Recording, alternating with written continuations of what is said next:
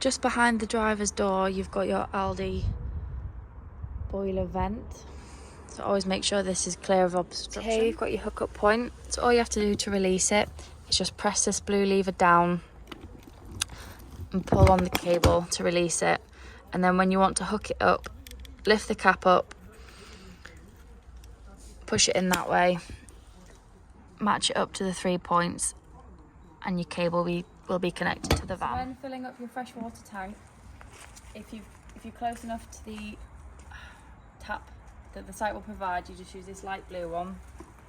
You lift the collar up and then you just line it up, and you can see this little extendable bit just slots in there, and it will lock when you push the cap down. This just stops it coming out, and it'll activate when you put this end on the brass tap of the site.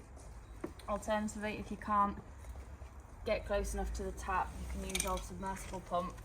It works the exact same. You just push it in and then it locks down, and then you can pop this end into an aqua roll so you can still fill your water up even if you can't get to the site tap. So just above your cassette locker, you've got your flush tank. So you just open it up. Before you put your hose pipe in, just put a bit of the pink Thetford solution in, just so the water smells a bit nicer when you're flushing. Be careful not to overfill it, as it will just spill down the van. But just pop the hose pipe in. It won't take much water, and then close it up, and just below you've got your toilet cassette. So as long as the blade in the toilet is closed, you can just pull the orange lever up and it will slide out, and then when you come to empty it, just push the spout out, undo the grey cap, and then tip it up and push this orange button in. It just stops it from glugging when you empty it. And then you can just fill it up with a bit of water, give it a rinse, empty it out again, and then pop some blue or green fluid into the cap and back into the cassette. And then just slide it back in, and it's ready for use. At the back of the van, you've got your reversing camera, and then you also have your bike rack. At the back of the van on the passenger side, you've got your garage locker door. Next to your garage door, you've got your gas locker. You can either have the gas flow system like we have here, or you can fit 2 6-kilogram bottles.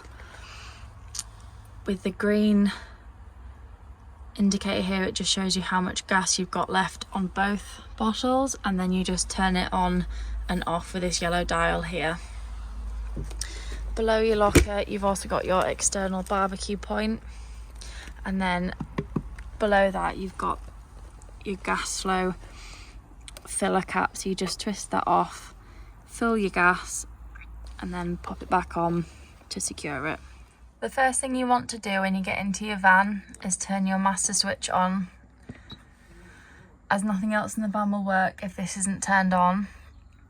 The next thing you want to do is turn your lights on. So this is your master switch for all your lights, and then you've got individual rocker switches around the van. You can turn your water pump on as well, and you can also turn your awning light on and off with this button. You can check your water level, your wastewater level, and then you can also go through different settings on here as well.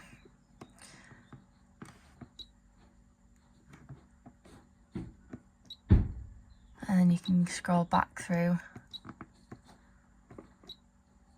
to the time. So the next thing you'll want to do is have your heating and hot water turned on. So all you've got to do is press this main menu button. Your internal heating is the one at the top. It can go from 5 all the way up to 30 degrees, depending on how warm you like the van. The next is your hot water, so you can have it on hot, or if you press the plus button, you can have it on boost, which will just take the energy away from the heating, and it'll just prioritise your hot water for half an hour. You can then have your hookup. You can have it on 1 kilowatt, 2 kilowatt, or 3 kilowatts of energy. Most places in the UK will be about 2. And then the one below is your gas, so you can turn your gas on and off. There's also your settings button, so you can go through your time, timers, different settings, night mode, and then you just click menu again to go back to the home page. Here we have the hot water running and working. You might be able to see the steam coming off the hot water, but it is very hot. Next to the sink you've got your hobs and oven. As you can see, all three are working perfectly, as well as your grill and oven. You also want to be careful after using your hobs that you don't put the glass lid down until the metal has fully cooled, otherwise you will shatter the glass. In the locker above your hobs you've got your microwave, so you just press the button in and then you can pull it up and you've got your microwave nicely hidden, but it's easily accessible. So when using your Dometic fridge you can have it on 3 different settings. So you can have it on hookup, engine battery, or you can have it on gas. When lighting it on gas you've got to press your temperature and your spark in at the same time, and then you watch the red line go from white to green, and that's when you know it's lit and you can take your fingers off the buttons. So here you can see it slowly going into the green.